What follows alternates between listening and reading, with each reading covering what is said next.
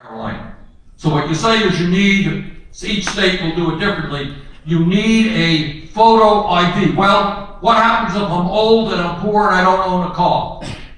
I don't have a driver's license. What is my ID? Well, you use your birth certificate. Where in God's name is my birth certificate? Or maybe they will tell you, well, you can go over to a place, to a government state building there and get your voter ID. But just surprisingly, in African American communities, they seem to shut down those facilities, making it impossible for people to get the IDs that they need in their community. These are not by accident.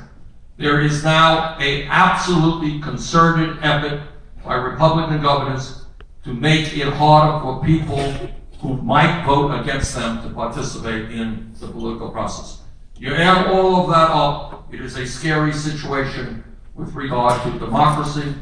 Our job, and there are some states doing it, my own state of Vermont moving forward, making it easier for people to participate. You're not registered, you can register to vote on election day. It's called same day registration. You can vote, you can register to vote online. We can make it easier for you to vote by mail, early voting. Some states are moving forward to make our system more democratic. Some states are making it more undemocratic. This is an issue that we've got to deal with. Second issue the book deals with, again, something that we don't talk about very, very much. And that is that economically, the country today is better than it was 8 years ago when President Obama first came into office. And that's good. But the other reality, which is talked about very rarely, is that for the last 40 years, under Republican administrations and Democratic administrations, the middle class of this country has been shrinking. There has been a massive transfer of wealth the last 20, 25 years, trillions of dollars, going from the middle class to the top 1/10 of 1%. Today in America, and again, this is not something that's talked about, but it is important if you are concerned about Trump's victory to understand what is going on in America and what he tapped into. Think about it for a moment. You are a single mom in Baltimore. You make $40,000 a year, not a bad salary, not a great salary, not a bad salary. And you have a child. And you got to have that child in childcare. It will cost you between $10,000 to $15,000 to get childcare for that baby. You're making $40,000 a year. If you are a worker in the state of Vermont or many other states in this country, you can't get by on one job. You need 2 or 3 jobs to cobble together the income you need and the health care you might get in order to take care of your family. If you are a young person who had to borrow money to go to college, probably something that some of you may be familiar with, and you leave school $40,000, $50,000 in debt, or you leave graduate school $100,000 or $200,000 in debt, but you're making $12,000 or $15,000 a year, how many years are you going to have to be paying off that debt? And people cannot buy a car, they can't buy a home, they can't get married, they can't have kids because they're busy paying off that debt. If you are a 60-year-old worker in America today, it is possible that you are making 50% of what you used to make because you once had a job in a factory and maybe you had a union behind you, but that job and that factory is now in China or Mexico, and you were able to get a job paying 50% of what you previously had. And if you are 62 years of age, and you're going to be retiring in 3 years, half of the older workers in America have nothing, zero in the bank, saved for retirement because over the years, their wages have not kept pace with inflation. That is the economic reality facing many, many millions of people. That is a reality which the media does not talk about. It is a reality which the Democratic Party does not talk about often enough. It is a reality in which Donald Trump talked to. Next chapter is ending a rigged economy. In other words, if we are talking about rebuilding the middle class, if we're talking about the grotesque level of income and wealth inequality, in which the top 1/10 of 1% now owns almost as much wealth as the bottom 90%. A rigged economy in which today, where people are working incredibly long hours, 52% of all new income generated today goes to the top 1%. All right, well, how do you go forward? How do you rebuild the middle class? What proposals make sense? What do we have to do? Well, to my mind, we have to do a number of things. We have to say, as a point of principle in America, that if you work 40 hours a week, in Johns Hopkins or any other place in this country, if you work 40 hours a week, you should not be living in poverty. We need a federal minimum wage of $15 an hour.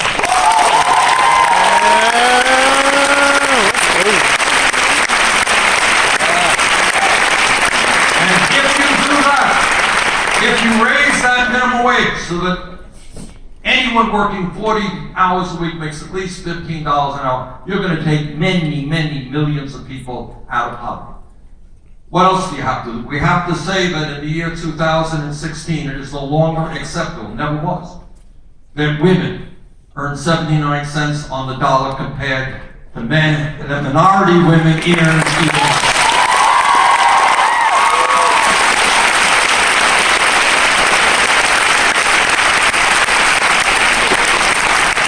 What we also have to understand when we talk about the economy and the need to rebuild the economy is that once a month you'll pick up the newspaper and say, well, unemployment nationally is 5%, much lower than it was before Obama became president. But that 5% figure is not really truthful, because there are a number of ways that the government calculates unemployment. 5% is the official unemployment rate, but it does not include those people in high unemployment areas who have given up looking for work. It does not include the millions of people who are working part-time, 29 hours a week or 20 hours a week when they want to work full-time. Add that together, real unemployment is well over 9%. And then you go to communities in Baltimore and all over this country into minority neighborhoods, and you'll find youth unemployment 20, 30, 40%. Communities all over this country. We need to create millions of decent paying jobs. We should be hiring teachers, not firing teachers. We should be rebuilding our infrastructure, roads, bridges, water systems. We should have the best rail system in the world. We used to, we no longer do. When you do that, you create millions of decent jobs. And when you talk about the economy, everybody here understands, because you are in one of the great universities in America, in the world, that if we are going to succeed as a nation in the highly competitive global economy, we need the best educated workforce in the world. We used to have that. 30, 40 years ago in America, we had the highest percentage of people who went to college and who graduated college. That is no longer the case. We are way, way down, trailing many, many other countries, and that gap is growing wider. What does that tell us? It tells us that we need major reforms in education, from childcare through graduate school, but it also tells me that we need to make public colleges and universities tuition free.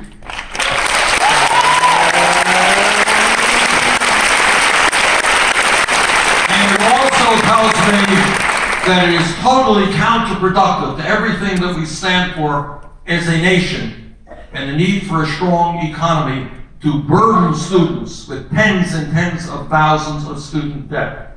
And we need to come up with a mechanism, and we do, to significantly lower the student debt that millions of people are now dealing with.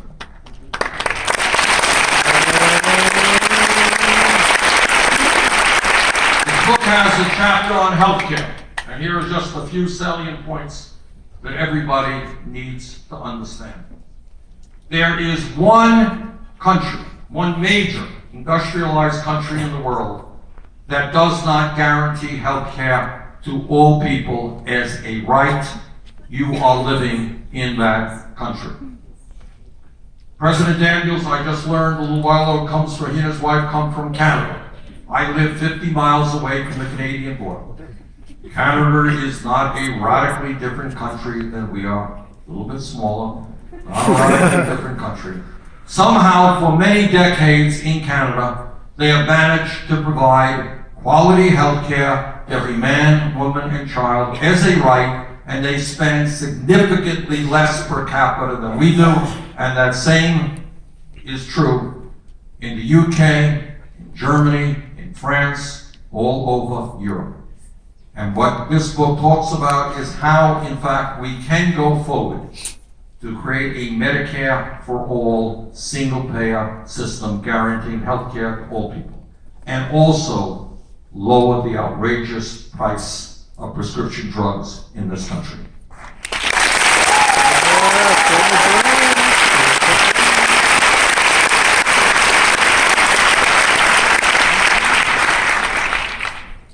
During the campaign, and when you talk about media and you think about media, it is beyond comprehension, although it's not really, but you got to think about why yourself, that media spends so little time covering what the scientists tell us is the great environmental crisis facing our planet, which is climate change.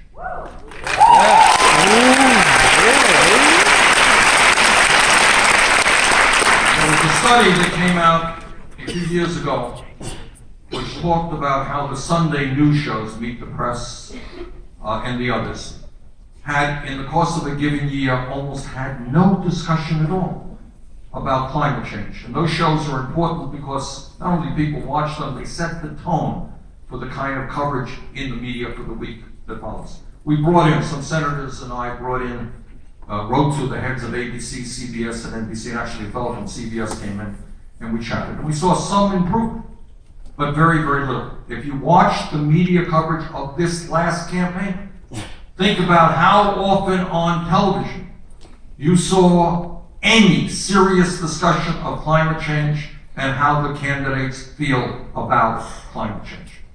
In fact, it turns out that Donald Trump happens to believe that climate change is a hoax. Ooh. This is not only stupid,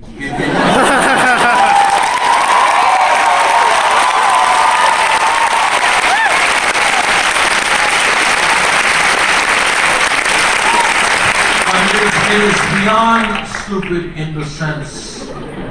Now, I wish I could tell you this is a laughing matter. It's not. And that is, if the United States rejects all efforts to transform our energy system away from fossil fuel and turns its back on the climate change crisis, what do you think India is going to do?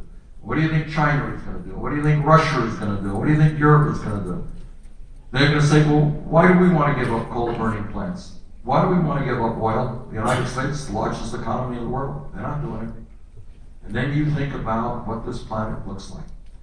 What the scientists have told us, of course, is not just that climate change is real and caused by human activity and it's already doing devastating harm to our country and the world. They have also told us if we do not act very, very boldly in transforming our energy system, what we see in coming years is more drought, more floods, more extreme weather disturbances, more rising sea levels, more acidification of the ocean. Think about all of those things and what it means to the planet. Think about it in 20 years.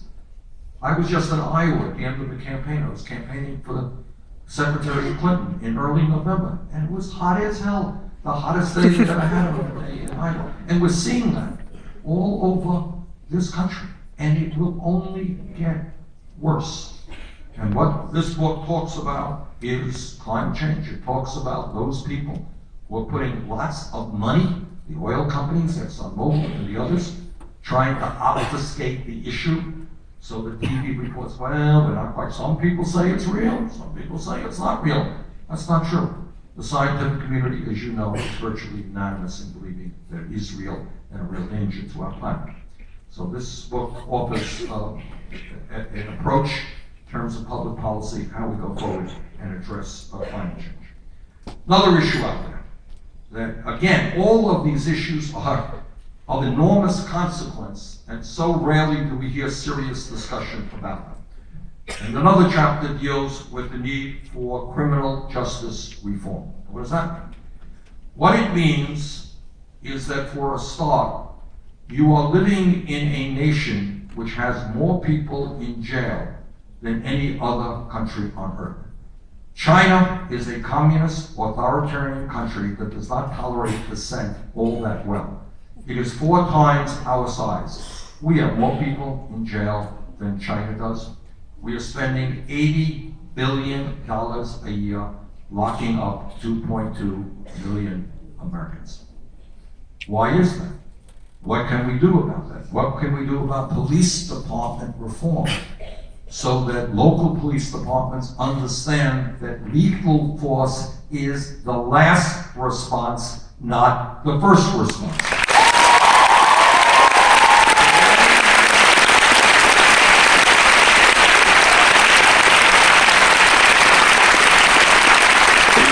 What can we do to train police departments around the country? And police officers have a very difficult job. It is tough being a cop today.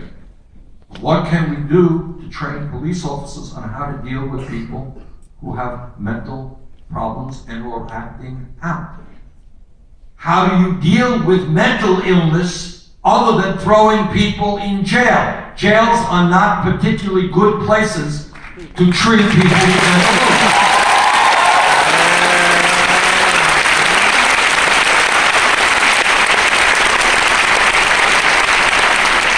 How do we deal with the failure of the so-called war on drugs, which tells us, becomes a racial issue, among many other things, because it turns out that African Americans and whites do marijuana at about equal rates, but blacks are 4 times more likely to be arrested than whites. All right? How do we deal with that issue? How do we deal with the very high rate of recidivism? Right now, I'll never forget this, we had a public meeting in the Midwest on criminal justice reform. We had 2 guys up there. And the guy said, well, they both had served time in jail. And the guy said, I remember when they released me, they came into my cell the day before I was gonna get out. And they said, you're getting out tomorrow, and here's a check for $75. Good luck. Well, there you go. And then we are shocked at the high number of people who end up going back into jail. So how do we create a system where people, when they leave jail, have the education, the housing, the jobs that they need so they can become a part of civil society and not return back to the environment that got them in jail in the first place? How do we deal with the reality today of 11 million people in this country who are undocumented? How do we move toward comprehensive immigration reform and a path toward citizenship? How do we do that stuff? How do we stop the exploitation of undocumented workers today who often are underpaid and are abused because they have no legal rights? So we have a whole chapter that deals with immigration reform. We have a chapter that deals again with an issue that is not talked about terribly much, and that is poverty in America.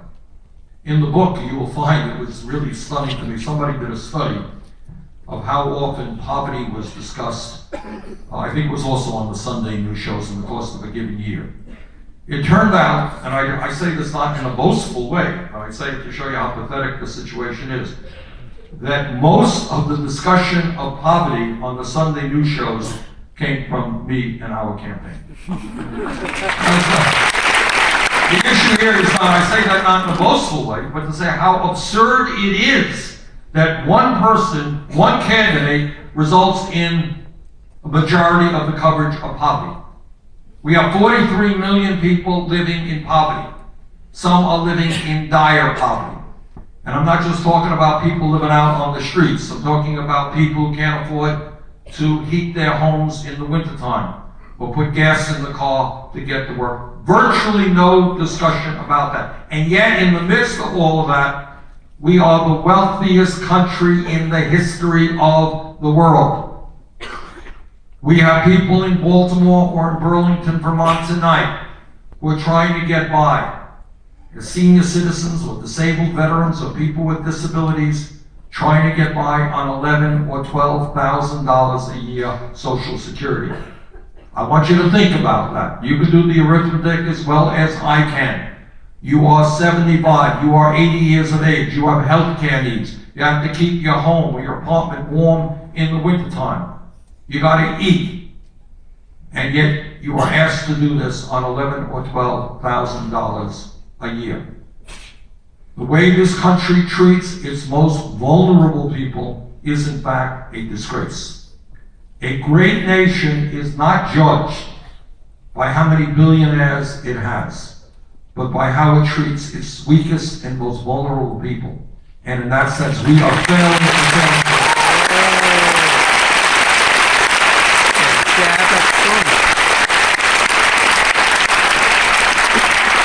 So that is kind of an overview of what the book is about. What it attempts to do is to force discussion on issues that we do not spend a lot of time discussing. At the end of the day, politics in a democracy is not really very complicated. It is not any more complicated than you going to a doctor when you are ill. When you go to the doctor, you say, "Doctor, I'm not feeling well," talks about the problems, and he or she will prescribe a therapy to try to make you better. That's what politics is about. What real politics in a democratic society is to ask ourselves, what are the issues? What are the major crises that we face? Some people will disagree. I mean, a lot of issues that are in your minds that I didn't even mention yet. And that's part of the process. What are the issues? How do we go forward unless we throw those issues out on the table? And then we say, what is the best way to address those problems? And people will disagree. That's called democracy. But you have to throw the problems out on the table before you can go forward. And what saddens me very much is that in this campaign, getting back to the media, well over 90% of media coverage ignored the issues and was devoted to political gossip, to polls, or to the personalities or the problems of the candidates. So you heard 1,000 times more about Mr. Trump's sexual life or Mrs. Clinton's emails than you heard about climate change, than you heard about the economy, than you heard about poverty, than you heard about racism. And what we have got to do as a nation is get beyond that. That's a campaign. A campaign is not about the candidates. It is about the needs of the people. Feel the burn! Feel the burn! That's right! Feel the burn! So that is what the book is about. I did my best to tell you what I think are the major issues facing the country and to provide my views as to how we resolve them. You will have different opinions, that's great. But we've got to get that national discussion going. We need to focus on the real issues, and we need to start discussing it with our friends and our neighbors in an intelligent and respectful way. And with that, I want to thank you for your attention. We'll bring up President Daniels, I think, to start the questions.